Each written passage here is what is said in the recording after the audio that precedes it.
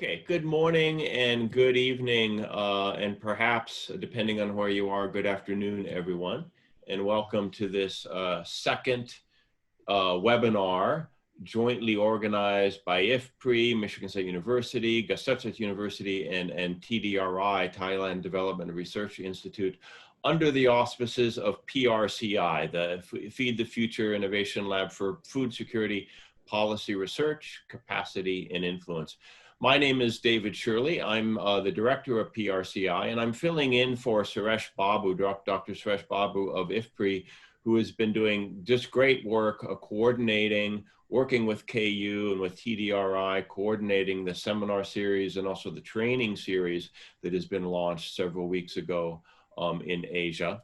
So again, I want to welcome you to this second seminar. The first one was very well received on the impacts of or the government response to COVID-19 in Thailand. The presenters were, and again are in this webinar, Dr.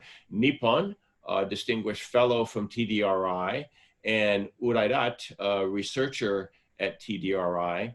They are now taking the second step and moving on from the outlining of the government response to COVID-19 in Thailand to now the impacts of that response and of the pandemic itself, of course, on the agricultural sector in Thailand. So there's a lot of interest in this, and I will not take any more time. I would just like with that to turn it over to the two speakers. However, I would like first to note two things. First of all, please know that this session is being recorded, and the recording will be posted on the PRCI website.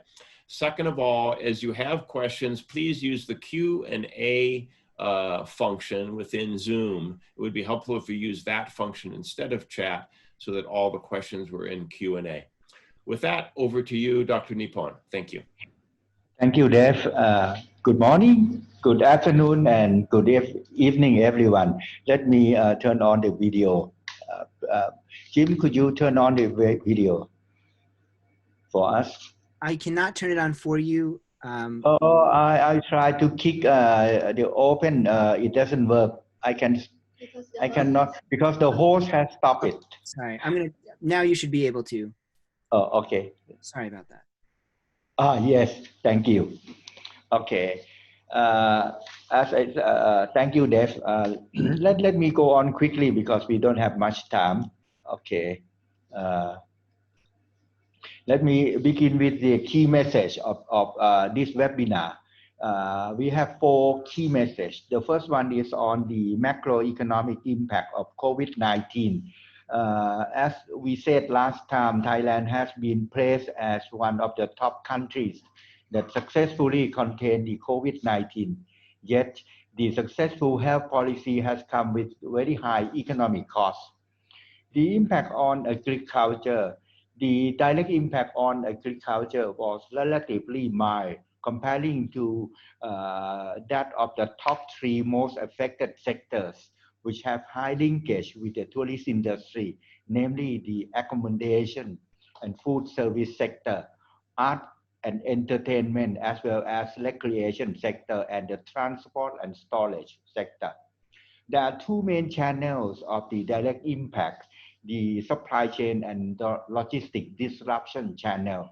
And then the second channel is the reduction in demand by both the foreign tourists and Thais, caused by a ban on international travel, business lockdown, and work from home measures. Okay.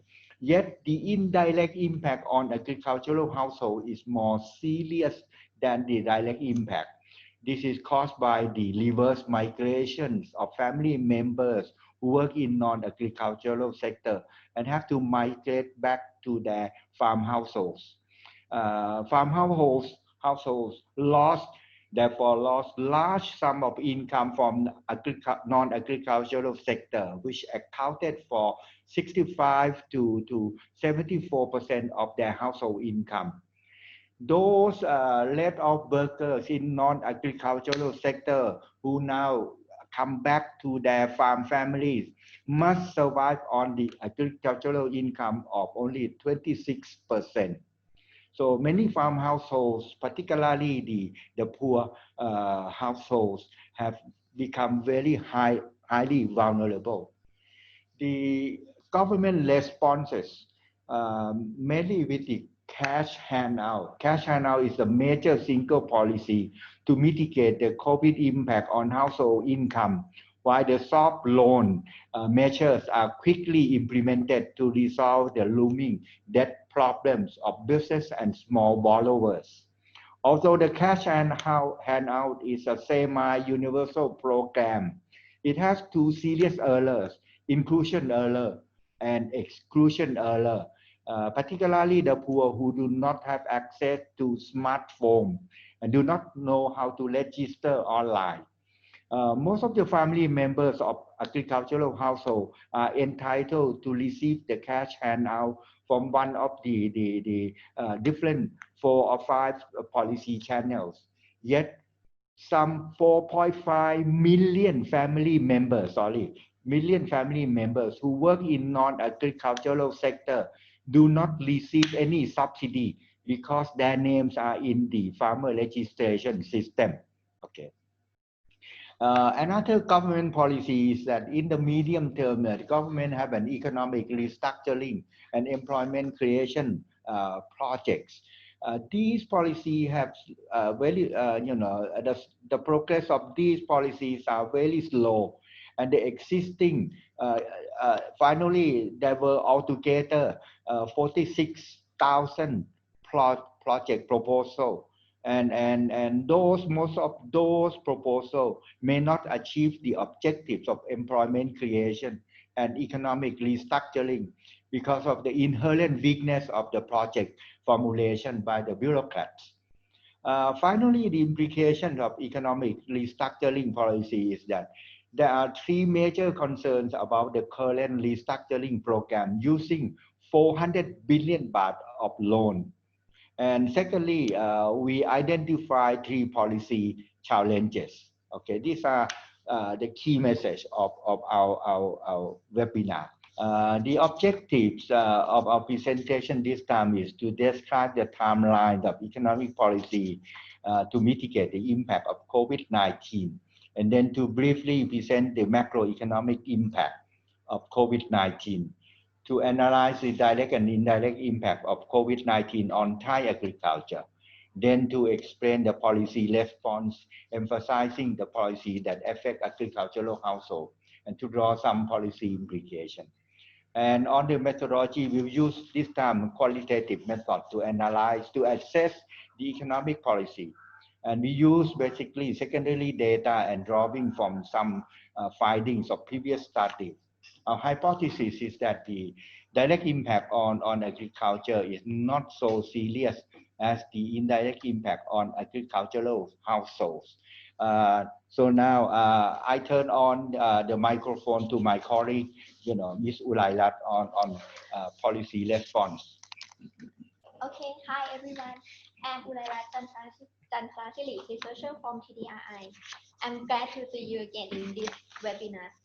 Firstly, I would like to recap some policy response timeline and the detail of policy response I have mentioned in the previous webinar. So I just recap in the overall. Firstly, Thailand is one of the most successful countries to contain COVID-19 because of surveillance system and many effective health measures. So we can flatten the infection curve and prevent the new infection case in a short period. However, although we have success to control the COVID pandemic, but now we are facing with the high economic cost. So Thai government has taken effort to reduce economic impact by implementing various measures. In this slide, I would like to recap the policy response timeline in Thailand. In the initial period of COVID-19 outbreak in Thailand, the government has launched a lot of health measures to control the spreading, and in April, a lot of economic measures such as cash transfer, policy rate cut, or SME loan have implemented to alleviate the COVID-19 impact. on the citizen and business. In the overall, Thai government has responded to this situation that can be divided in three phases. The total budget line accounts for 2 trillion baht or 14% of GDP in 2019. But in the practical, the amount of government spending is limited and the speed of disbursement is very slow. And this table shows the policy response in each phase with the budget line and its disbursements. In the first phase, the most of policy were targeted to mitigate the impact on individual and entrepreneurs, such as utility support or by reducing electricity and water bill by 3%, and they have a SME soft loan and debt payment deferment, and the reduction and suspension of social insurance. In the phase 2, the important project was Nobody Will Be Left Behind, granted 15,000 baht for informal workers, almost 16 million people, with the budget is around 200 billion baht. And the third phase is the government has approved 3 royal decrees, with the total budget line is almost 2 trillion baht. The first one is about financial stability. The second is about soft loan for SME, and the third is the decree to allow the Ministry of Finance to borrow 1 trillion baht for alleviate the impact of COVID-19 and stimulate Thai economy. This is the example of measure in phase 1. There were 9 soft loan schemes to mitigate the impact of COVID-19 on the household, such as reducing minimum debt payment and interest rate, and expanding term of loan for credit card. And another one is deferring debt payment for personal loan, auto loan, or leasing. And this one is the government cash handout. Is the one of the government response in phase 2. This pie chart shows that the proportion of cash transfer classified by helping scheme. In July, government has transferred 612 billion baht to almost 30 million Thais, or around 46% of Thai population. The largest number of transfer is Nobody Will Be Left Behind program. The second one is cash transfer to agricultural sector by transfer of 15,000 baht for the 7 million of farmers. Okay, and this is the example of measure was launched in the phase 3. It includes the soft loan measure and the financial stability measure implemented by Bank of Thailand, with the budget 500 billion baht and 400 billion baht respectively. In the phase 3, government has planned to rehabilitate and stimulate economic and social in the long term. So the government planned to inject 400 billion baht for economic restructuring projects. These are the example of approved projects such as strengthening grassroots economy or supporting linkage between farm and market, and promoting tourism and promoting employment by applying the co-payment scheme, which the government will support the half of wage, but not exceed 7,500 baht per month for 1 year. In this part, I will talk about a macroeconomic impact. In the second quarter, Thai GDP declined by 12% year on year, and we expected that GDP in this year will contract around 10% because of global economic slowdown and travel restrictions. That is the most important sector for Thai economy. For the export, in quarter 2, the total export growth declined by 15% year on year. However, for agricultural export has reversed to be positive growth since April resulted from the global demand and price of agricultural products.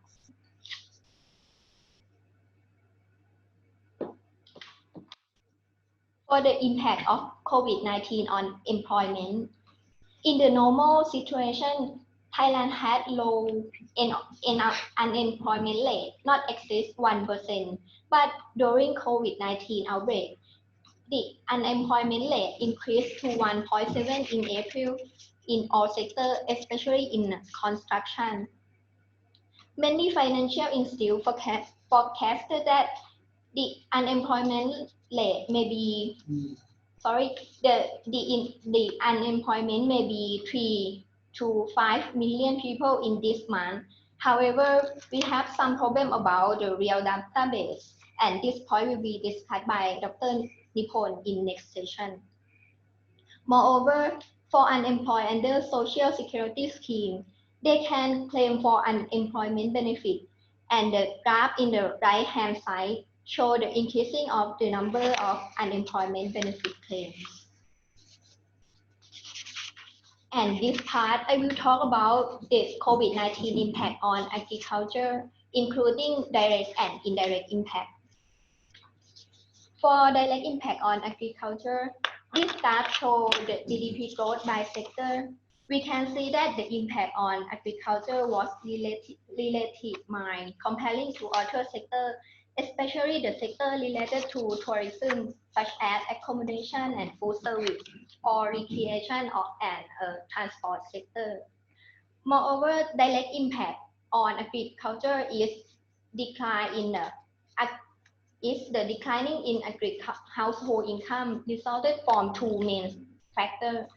Firstly, it's affected from the drought since the end of the last year, making the fall in overall production. And secondly, it resulted from the reducing in the non-farm income and remittance due to the COVID-19. And this part will show a positive and negative impact on the export. While the demand on instant and dried food increased, but the export of fresh product declined because of logistic interrupt and reducing in the demand. For the declining in the egg export, it resulted from export ban measure by the Thai government. To sum up, the two major sources of direct impact on agriculture are the supply chain disruption, both international and domestic, such as a closing country or lockdown and curfew measure in Thailand. And the second one is the declining in demand because of the declining in the number of tourists from the international flight ban and closing business activity like restaurant or hotel. So it's effect in the agricultural demand in overall. Okay. For indirect impact on agricultural sector, it's affected to agri-household seriously than the direct impact. Due to the COVID-19, millions of workers in the tourist sector become unemployed. So, and most of them return to their farm family, but they don't have any skill or experience to work in farm. So it makes the productivity in agricultural sector is decline. From peer survey, they found that 75% of farm households had unemployed or had a member who has reduced in their working hours. And the average number of employees in the household family is 1.5 per household. And this chart will show that the agri household in the north and the northeast of Thailand may mostly affected from COVID-19 than other regions because the labor in their farm family mostly work in a non-agri sector. And due to the reverse urban-rural migration, the farm household lost their major source of income from the non-agri sector, especially service sector related to tourism. The income from non-agri sector account for 65% of farm household income, And they also lost the remittance from the member who work outside the farm. And this slide will show the graph about the key message of this graph show that the poorer household depend more heavily on non-agri income, and this slide show that the poor farm household are highly vulnerable because they have a very low cash flow. And however, we expected that the farm income may recover in the second half of this year, that resulted from the recovery of production and the price of agricultural products. So the next part will be presented by Dr. Nipun. Let me stop for a few for the question first. Okay, before we go on, is there any question?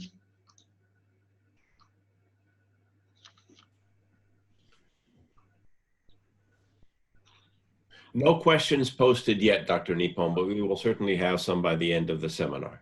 Okay, so in that case, let me go on to the next part.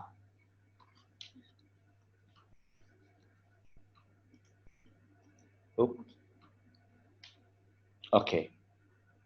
I'm going to talk about the government response. As Ms. Ulairat has mentioned, almost we have a cash handout policy, and it's become the almost I call it almost universal cash handout of 414 billion baht for this is actually investment 414 billion baht for 30.5 million individuals from 10 target groups. That's the first response, a major policy. The second response is the financial policy, particularly the soft loan assistance for business and individual borrowers using the 900 billion baht loan. This one I'm not going to discuss in detail here. And then finally, the economic stimulus and restructuring policy, also planning to use 400 billion baht of borrowing money. Okay, this is the summary of the cash handout policy. On the left-hand side is the sources of fund. There are two major sources of fund. The first one is from loan, government borrow money. The second one is from fiscal budget, a small amount of money from fiscal budget, and the total reimbursement at the moment is about 210 billion baht. Okay. Then this is in details, which group, target groups, which group receive the money from the government. The money is transferred using the online transfer. They consist of farmers, nobody left behind. Those employees and self-employed persons receive something like 5,000 baht per month, multiplied by 3 months, same as the farmers. Vulnerable persons, also the old age person, disadvantaged person, wage compensation for employees, social security. Altogether, you see eligible number of persons, about 45 million, but actual number of persons who receive cash subsidy, as I mentioned, is 30.5 million. Remember, number of total employment in Thailand is 36 million. This is already almost 31 million, and population in Thailand is about 67 million. So it's almost half of the population, and the amount of money used is for these 6 target groups, almost 300 billion baht. Okay, and then this is additional cash and additional target groups, the shopping subsidy for social welfare recipients, the social shopping subsidy for registered population, and then social security insurers, and also some of the workers under labor protection law also receive some of the subsidy, and the total number is about almost 2.2 million people. Okay. So the question is how many workers are affected by COVID-19. As Urairat mentioned, we want to assess the effectiveness of the cash handout policy. It is necessary to know the number of workers affected by COVID-19. We use labor force survey, and according to the labor force survey, in Q2, the difference of the number of workers and employed and unemployed in Q2 of this year and Q2 of last year. The changes in number is, of number of people affected by COVID-19 is only 3.7 million people. But remember, people who receive the cash transfer is 30 million. So huge number. So the figure of 3.2 million workers affected by COVID-19 is seriously underestimated. Comparing with the unemployed person under the social insurance system, the number of people under insurance system, number of unemployed people is about 9.9 million people out of 11 million people, and some of those people who has to stop working temporarily is about 1.7 million. So altogether, you're talking about almost about 2.6 million.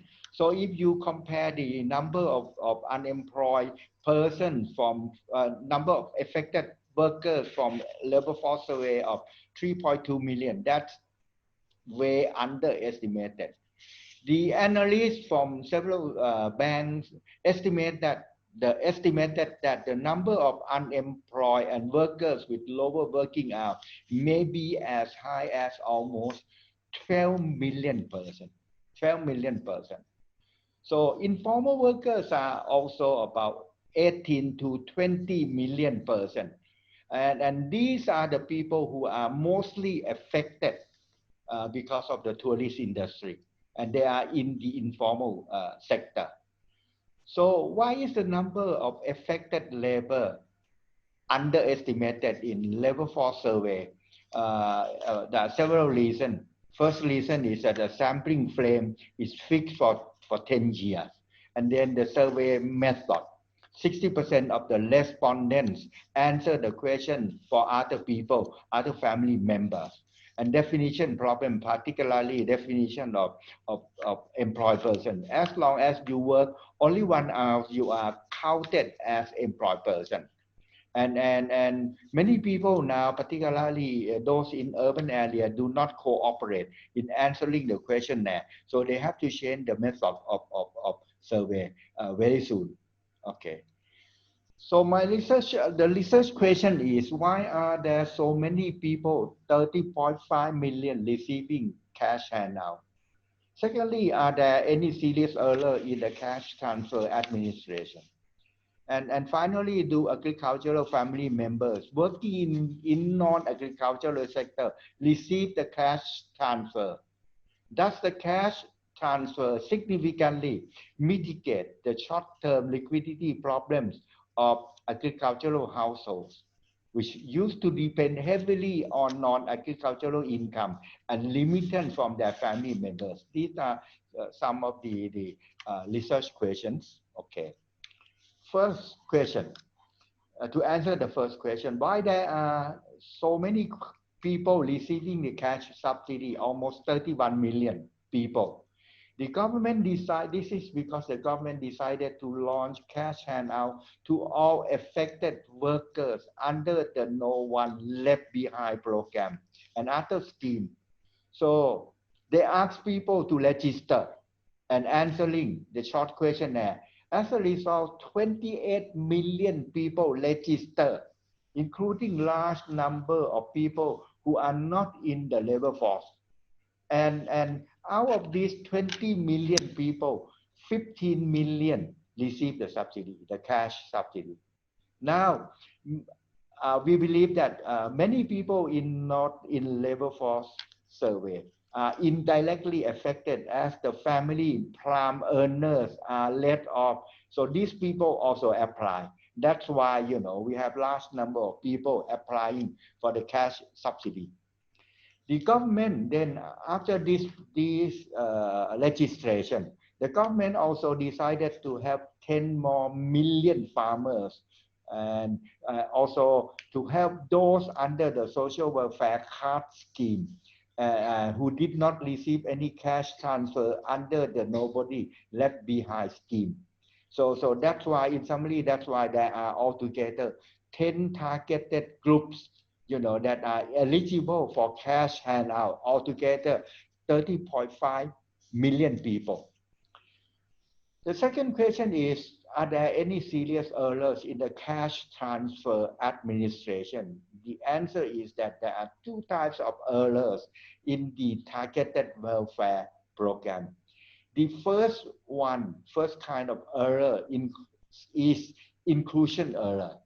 Those who are not affected directly or indirectly, but they apply for cash transfer. And many of the 15 million people under the nobody left behind and 7 million registered farmers may be in this group, but we don't know how many of them. The second problem is very serious. Second error is more serious, exclusion error. Particularly the poor people who fail to register. They don't have any smartphone. And even if they have phone, it's very difficult to register. Some of my friends try to register using the mobile phone without success. Very difficult to register. Okay, so and also preliminary information from the socio-economic survey, which asks people, did you receive, did you register in the another program, the so-called social welfare card program?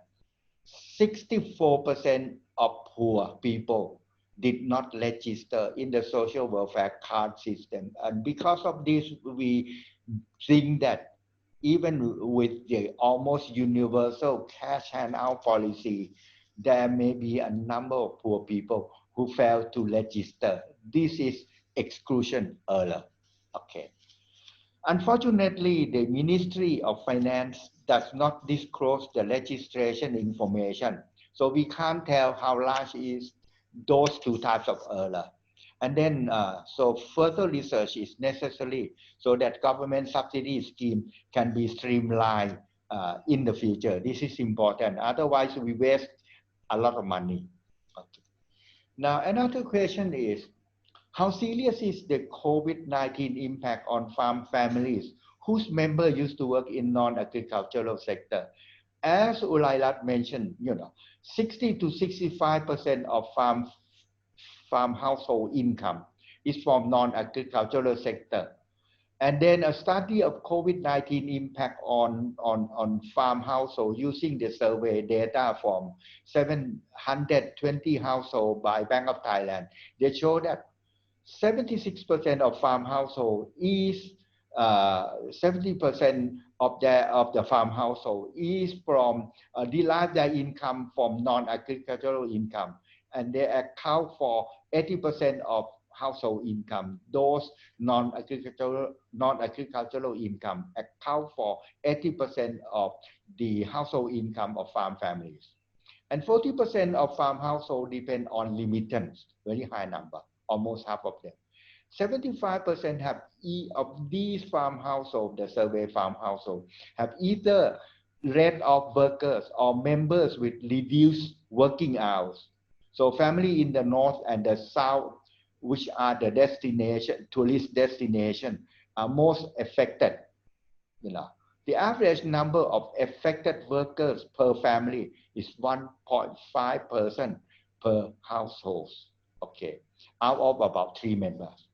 Family with small land are also affected more than families with large farmland. Okay. So we try to look at the number of people in the farm household who are affected by COVID-19, particularly because we know that many of them work, outside their home, and they work in non-agricultural sector, in particularly in informal sector. So according to this number, which is the data which is tabulated from level 4 survey, we tabulated the occupation of farm of members, working members in farm families by their occupation and by the employment status. So these are only working members in farm families. So we try to identify, which occupation they are in and what kind of employment status. The highlight number show that most of them are in the service sector. So their occupation is service staff, cleaning workers, things like that. Okay, and they are own account and unpaid family workers. You can see 59% of them. So these are the number. These numbers show the number of informal workers who may be affected, by the COVID-19, and most of them are in the informal sector. Okay.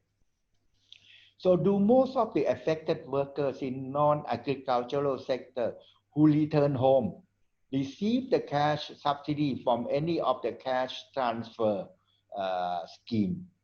The survey by Bank of Thailand find that 76% of them, of the farm families, apply for agricultural subsidy. 20% of farm households have members under the Social Security Insurance Scheme. 65% of them apply for No One Left Behind subsidy. And 20% apply for debt restructuring program of the Bank for Agriculture and Agricultural Cooperative. So this confirms that the agricultural household, members of agricultural household who used to work in non-agricultural sector have various channels to apply for cash subsidy from the government. Now, yet the problem is this: 4.2 million unemployed workers who apply for the cash subsidy under the Nobody Left Behind. They are not entitled to the cash subsidy under the Nobody Left Behind because their names appear in the farm registration data system, because the government cross-check. If you apply for the cash subsidy under the scheme of Nobody Left Behind, your name must not appear in the farm registration because government provide another subsidy for farmers.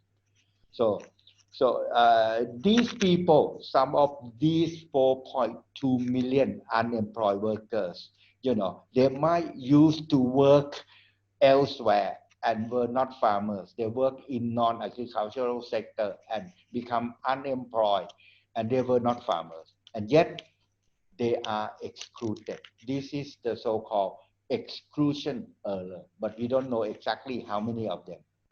With this last exception, these 4.2 million unemployed workers in the farm family, cash subsidy by the government has more or less mitigated the short-term liquidity problems of most farm families and their members who are laid off from the non-agricultural sector. This is our conclusion. But remember, this is only the subsidy lasts only 3 months, 5,000 baht for each month, altogether 1,500 baht for 3 months. Now, what are the implications for the government? First, we look at economic restructuring projects. The government has is planning the economic restructuring program using the borrowing money of 400 billion baht. And NESDC, as we mentioned earlier, the National Planning Board has already received more than 46 proposed projects from government agency, and totaling more than, in fact, more than 1 trillion baht, not 800 billion baht, more than 1 trillion baht. And so far, only 6 projects worth about almost 51 billion baht has been approved. The slow approval process may be due to the change in economic minister and political bargaining. So that's why the process of approving is very, very slow. The list of projects, approved projects, altogether is about 50, more than about almost 51 billion baht, include strengthening grassroots economy projects, clustering farm and market linkage, and tourism promotion. The first 2 agricultural related projects are not expected to generate high productivity improvement, but this issue will not be discussed in detail here. The reason why I'm saying that they're not expected to generate high productivity improvement is that most of the unemployed workers who return home do not have agricultural skill. And the production of commercial crops, most of the commercial crops have relatively low productivity. So we don't think that these projects will lead to much more employment generation, and not expected to generate high productivity improvement for farm families. And these are details of the budget already improved by the government, which I'm not going to go into details. Okay. There are 3 major concerns. First, it is extremely difficult, if not impossible, to restructure the tourism-dependent economy. Thailand is heavily dependent on tourism. It's very difficult to restructure this industry in the short term due to many rigidities and adjustment costs, And we depended heavily on tourism because tourism is the second largest income generating sector with more than 40 million foreign tourists. Now, with the international travel ban, most of the people employed in these industries will not be able to get employment.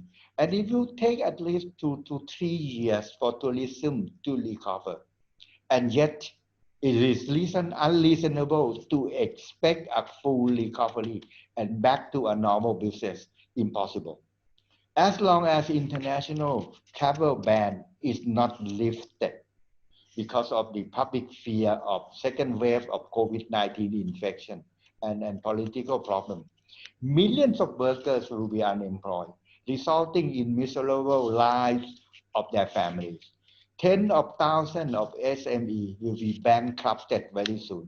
Social unrest will be uncontrollable, and economic crisis will be unavoidable. This is, my fear. The second major concern is, except the recently approved employment project for newly college graduates and agricultural projects that we already mentioned, the restructuring programs do not yet have any concrete employment creation projects that can create employment for 7 to 8 million workers in the tourist-related industry. Most of these workers have low skills and low education, only secondary education, and they do not have agricultural skills because they left their farm when they were young and they don't want to farm. So you create an agricultural project. These people are not happy to go back to their farm. The third concern, final concern, is that most of the 46 proposed projects proposed by the government agency may not be the sound projects. First of all, most of these projects failed project, failed to be financed under the regular fiscal budget program. They fail those projects, and then this is their opportunity to get the money. There are many proposed by government agencies with no or little process of participation by stakeholders. And the large number of projects reflect the fragmentation problems among government agencies, competition for budget, and thus lack of integrated policy. Yet the economic restructuring program will be the largest stimulus package in modern history of Thai economic policy, using 400 billion baht of loan. The stake for the Thai economy, for Thai people, and for the government is extremely high. Thailand cannot afford the failure. This is our concern. Now, what are the challenging issues, challenging policy issues? Three challenging policy issues. Should Thailand adopt a more liberal tourism program? The government is now adopting a special visa tourist program which will attract a few hundred of millionaire tourists. You know, uh, this will not help solving the problem of most of the unskilled people. 7 to 8 million people. We should allow foreign tourists from a few highly selected countries like China to visit Thailand without a 14-day quarantine, but with the COVID PCR test, the swab test. A recent Bank of Thailand study showed that allowing 30% more foreign tourists will reduce non-performing loan of all borrowers from 10% to 6.5%. But of course, with higher risk of COVID-19 infection. Therefore, uh, uh, I'm making a proposal to the government that there is an urgent need for a cost benefit and risk management study that evaluate the health risks and associated costs as well as the economic benefits of the program of the program of liberal tourism program, and see whether we should adopt a more liberal tourism program in order to alleviate the impact on SMEs and 7 to 8 million people in the informal sector. That's the first challenging issue. The second challenging policy issue is what kind of project that can create employment for 7 million workers in the tourist related industry. How should the project create employment and necessary skill for most of the unemployed workers in the tourism related industry? What kind of skill retraining program that are suitable to the behavior of the unemployed workers, mostly with secondary education in the service sector, as well as the type of skill that are demanded by the small business in the informal sector. These are very important, very challenging issues. Finally, given the fact that there is a serious problem in the proposed economic restructuring project, should the government consider revamping the current 46,000 projects proposed by government agencies? So far, the government has not used necessary and reliable data as well as empirical evidence to formulate the projects because they were hurriedly proposed in a few weeks. Sadly speaking, the government did not make use of the information obtained from the 28 from the registration of 28 million people who applied for the cash handout. The information contained data on the employment situation and demographic characteristic of those 28 million people. So we are going to have a new minister of finance probably in the next 2 weeks. So will the new economic minister reconsider those 46,000 projects? If yes, what kind of restructuring program? This is very challenging issue. How should the new projects be formulated so that they meet the challenging issues like participation of key stakeholders at provincial level in the process of project formulation and implementation. Decentralization of the project proposal process with a guideline from central government. How should the projects be monitored? For example, the proposed project must have clear objectives and achievable targets that can be measured. These are some of the challenging issues for the restructuring program. I would like to end my presentation here. So now let's go for a Q&A. Thank you. Thank you very, very much, Dr. Nippon and Suradat. Very extremely rich presentation, very rich presentation. There's so much information here and so much observation, so much data, so much to think about. It generates many, many questions. I have to ask Jim about our time, however. We're at 2 minutes after 8. Was this scheduled for 1 hour or for 90 minutes, Jim? 90 minutes. 90 minutes, very good. Okay, excellent. So may I ask if Suresh Babu has yet come in? Suresh, have you come in? He's not come in yet, no. Okay, all right, great. All right, well, we have a number of questions here, so I think that I will kind of work through them. I'll use my own judgment about maybe which to ask first and so forth.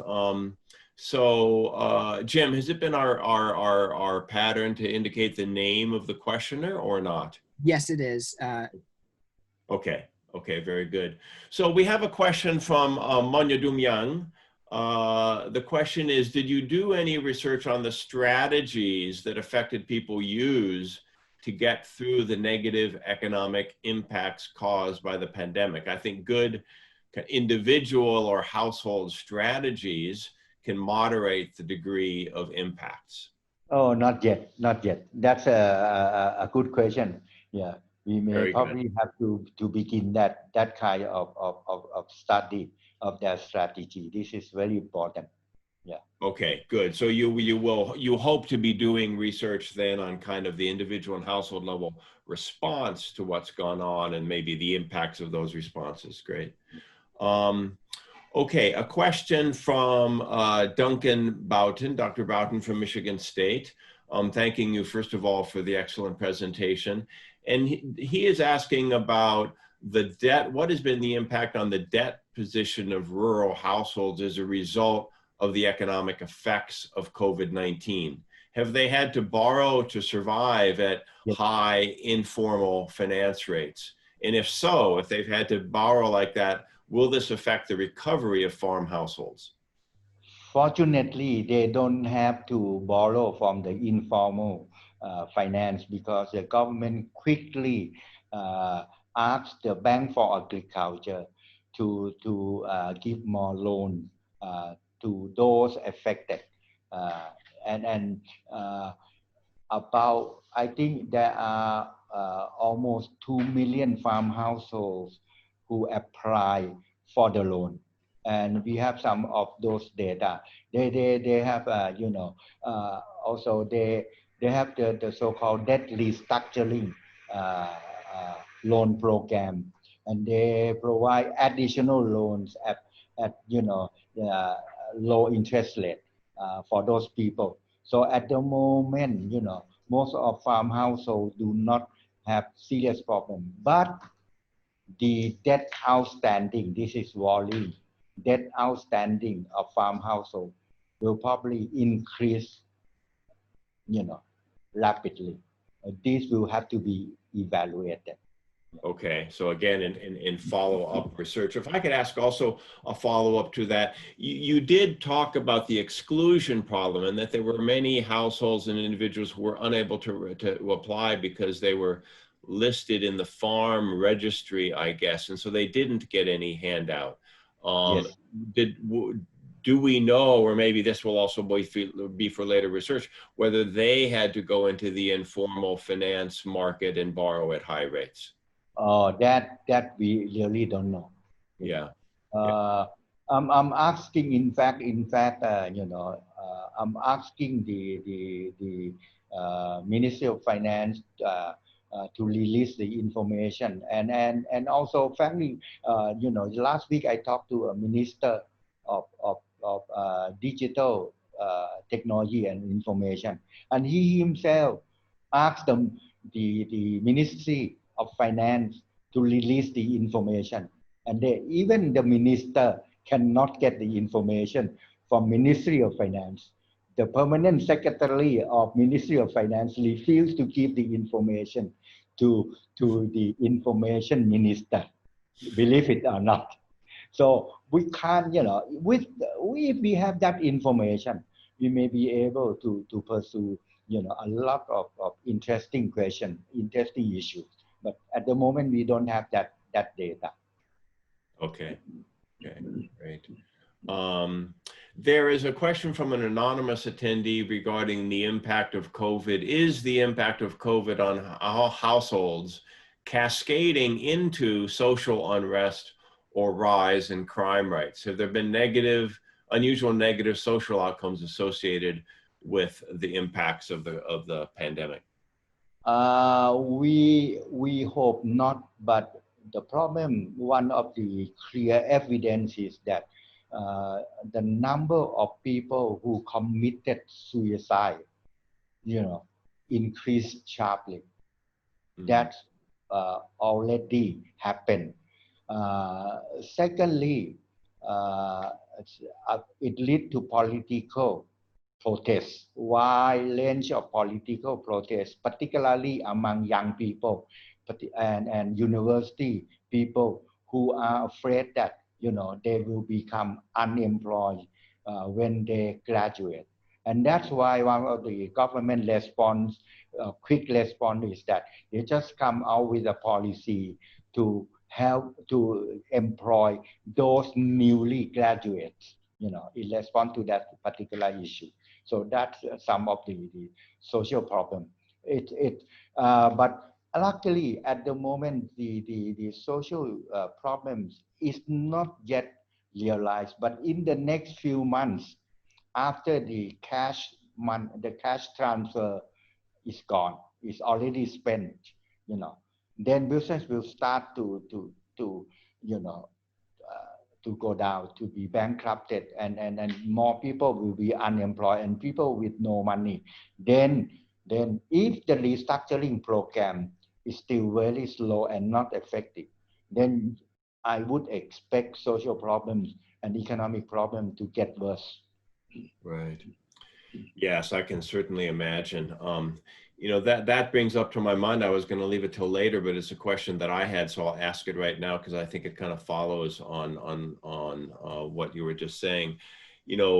Is it true that the level of borrowing, the external borrowing that the government did, is unprecedented in Thai history? And if so, what effects do you expect that to have on the economy, including perhaps an unwillingness to continue borrowing to make the investments to avoid the social unrest types of problems that you think could come over the next months and year?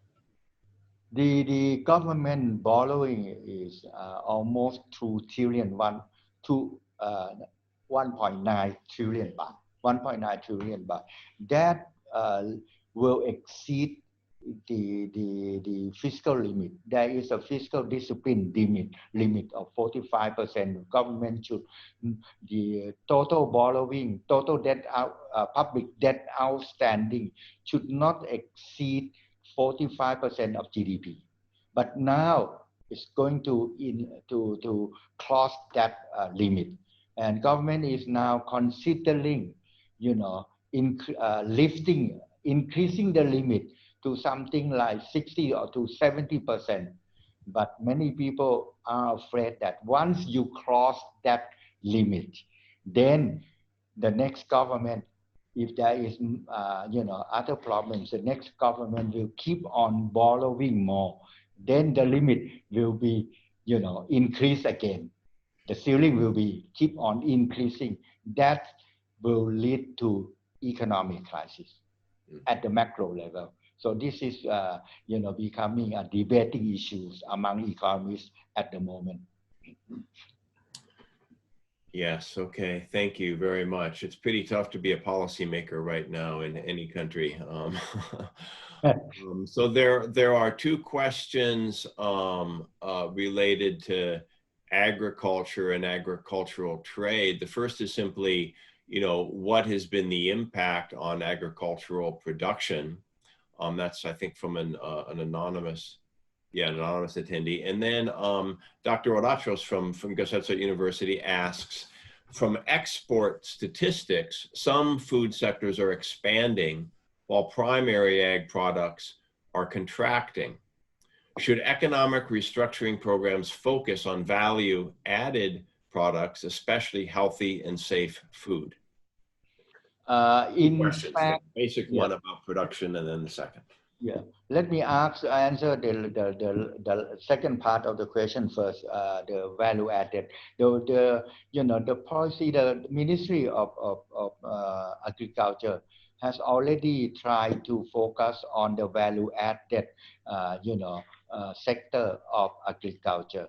But having said that, it's not easy to do that, and the restructuring.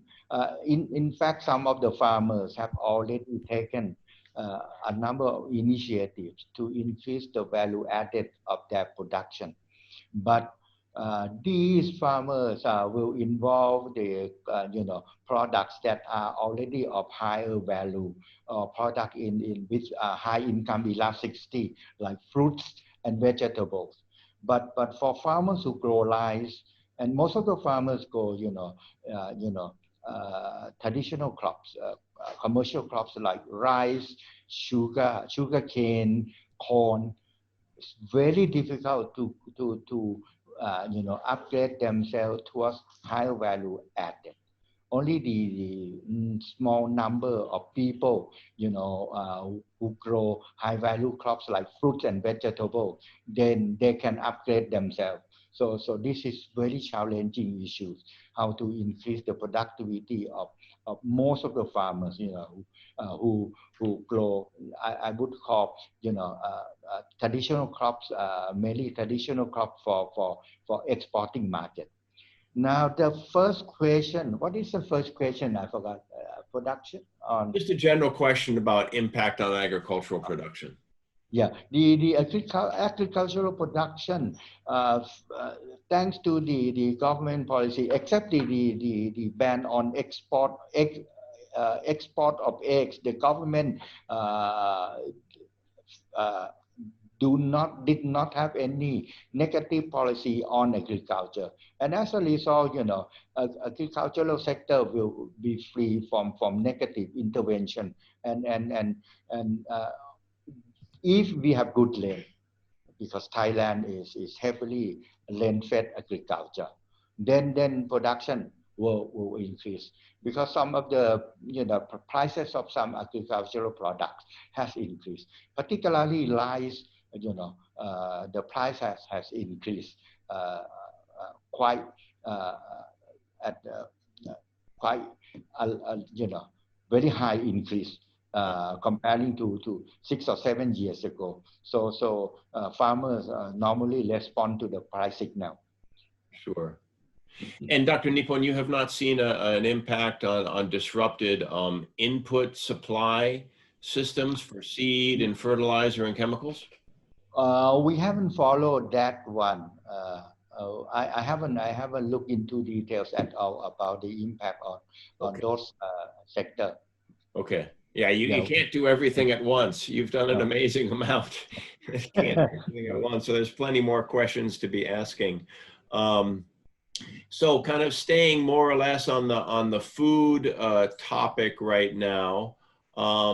I had a question about, and this is probably falls into the category of you have not looked at this yet, but would like to. The question had to do with the impact of the pandemic on household access to food, both in the sufficiency of that access to food and in the way that they have had to access to food. So their typical food shopping patterns been heavily disrupted. Fortunately, Thailand does do not have that serious problem. Among farm families, no problem because we are the export surplus country. In fact, a lot of fruits and vegetables cannot be sold during the lockdown. So they have plenty of excess food, which are, was spoiled. Uh, and in the urban city, thanks to the the movement of civic society, a number of people come out and provide free food assistance to poor people in large number of communities, and that I think the same thing happened in the U.S. as I saw in the news. So under when people are in difficulty situation in crisis, we know that this is the human nature. They are willing to come out and help each other. So we don't hear any serious food shortage like in Africa. This is we are very fortunate, and thanks to the capability of our agriculture. Right. Okay, so you think that overall agricultural production, and if I understood you right, then kind of social sharing mechanisms protected most people. Because of course one can have overall sufficient production and yet have individuals, many individuals who don't have enough. Particularly in urban area, not in rural area. Rural area should be no problem at all. Yeah. Okay. Very good. Another question here, this from Brett Ballard. Can you please say more about the monitoring arrangements in place to assess implementation and impacts of cash transfer intervention? What are the main challenges? I haven't seen, the government set up a committee, but I haven't seen any work on by this committee. And as I said, once if the Ministry of Finance does not release the information on the nobody left behind, 28 million, we can't, we may be only to carry out, a small scale study to see to evaluate the impact of this policy. And as I mentioned, that's my hypothesis about exclusion errors and inclusion error. My hypothesis is that the more serious problem in this case is the inclusion errors. There may be large number of people who should not be entitled to cash subsidy and yet they receive cash subsidy. But this can be done only on a small scale. And I believe that sooner or later, very soon, the National Statistical Office, which is carrying out the the SES socio-economic survey, household income expenditure survey, they will include this kind of question in their survey, and then by that time we can do some economic evaluation of the effectiveness of cash handout policy. Yeah, fortunately TDRI and National Statistical Office, we have a very good strong relationship with each other. So we can probably ask them to add additional question in their survey. Great, thank you, Dr. Nippon. So the previous question on social unrest I now see was asked by Noelle Miranda, and so she is now thanking you for answering that question, and she's asking a follow-up. That is there an active or a formal whole of society intervention or mitigation plan being laid out in anticipation of worst case scenarios? For example, this growing increase in poverty over time and potential increase in social unrest. How is this being harnessed or assembled, for example, centrally and at subnational levels and in communities? I haven't seen any movement. Did you see any movement? No. No. I haven't seen any movement, but thank you for the we have to follow the social media, see whether or not there is any kind of movement. At the moment, most of Thai people are concerning with political movement, political unrest than social unrest. And they are focusing on the issues of getting rid of the current government and changing constitution. And these are the major concerns. And almost every week there are political protests by students. It's a flash, the so-called flash mob. For one day or less than one day or at most 2 days, and then disperse, and then next few days they come back again. And this month we will expect at least 2 or 3 more political styles. So this is our major concern at the moment. And I think probably social unrest is one of the issue behind. But the very clear picture is not the social unrest from COVID-19. It's a social problem of students in the secondary education system, because they were basically oppressed by their teachers. Teacher forced them to do this, to do that, and highly they impose too rigid discipline on students, and those students have been oppressed for a long time. So they came out and protest against the government. Mm-hmm. So we have, aside from these issues, we haven't seen any other social unrest. Did you, Kampon, did you see any in social media? Any social unrest problem?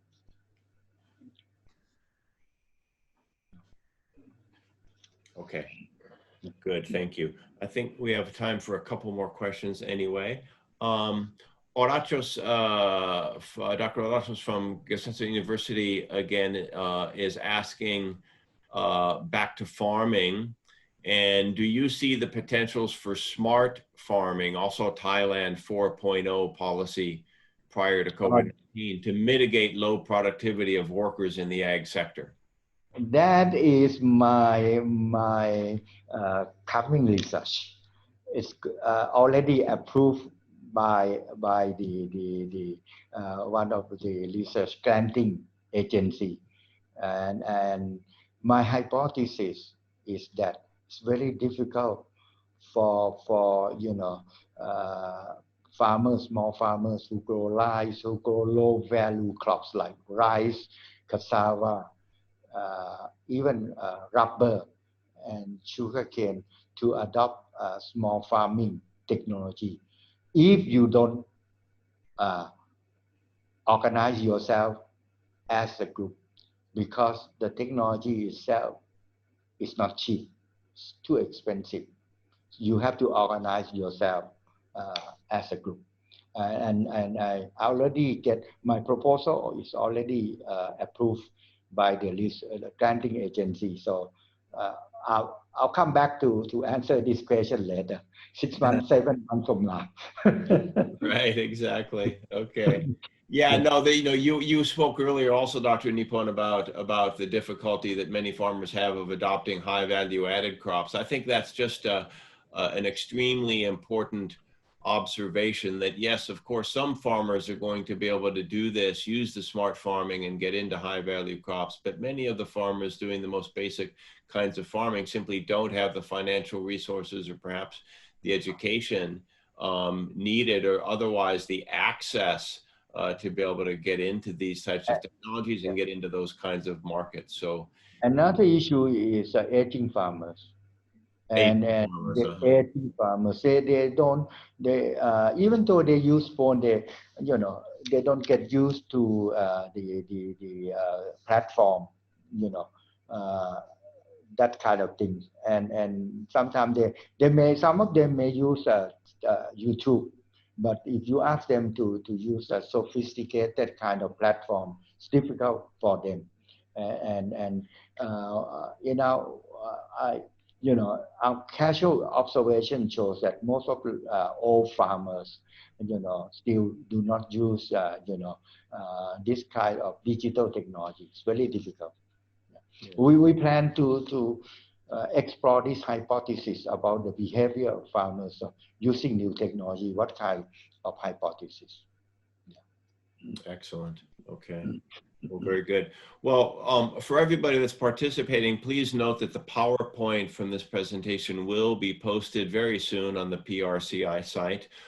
We do have a question, however, whether there's a paper or report that has some of this, or whether there soon will be a paper or report that can be accessed. We are going to write a research brief out of this PowerPoint to research briefs very soon. Hopefully, it will be finished very soon. Very good. Once finished, I'll send you all people, our participants, our research brief. Okay. Yeah, so we can certainly send that to all participants. I imagine Dr. Nippon, you will have it on the TDRI website as well. Yes. And then, Jim, what we might do is also link to that on our own site. Maybe we could have a link in the seminar section, right, next to the PowerPoint for the seminar that also links back to that. So hopefully we get more traffic going back and picking up that report for you all. Yeah. So. Okay. Very good. Well, I think that's, I guess the final question simply then is, looking at all the disruptions, looking at all the problems with the projects that were put together and so forth. You said they were put together so quickly and need to be reformed. Despite all of that, Ari Wibun Pongze, I'm sorry, Ari, I will just say the first name, asks whether you see the potentials of positive effects, any positive possible outcomes on the ag sector of some of the responses to this pandemic. The ag sector, is highly competitive. That's and they, without negative government intervention, they will survive and they will be able to adjust because they have been, adjusting to external shocks as well as internal shocks, all kind of shocks, and if you don't have a negative intervention and if you don't subsidize them too much, then they will survive. The whole supply chain, farmers, traders, millers, processors, they are highly efficient, and that's why Thailand is become one of the major food exporting countries. That's our strength. That is the real strength of Thailand, real competitiveness. Good. Okay, well, thank you very much. With that, I would just like to thank both of you again very much for doing this super interesting presentation. I'd like to thank IFPRI for helping organize this, Jim Monahan for hosting and taking care of a lot of the background details to get it done. And we very much look forward to further engagement on these issues. And everyone, please do go to the PRC website in the next days to download the PowerPoint and eventually the policy brief, policy research brief that Dr. Nippon and Sudarait will be producing. All right. Thank you very much. Thank you everyone.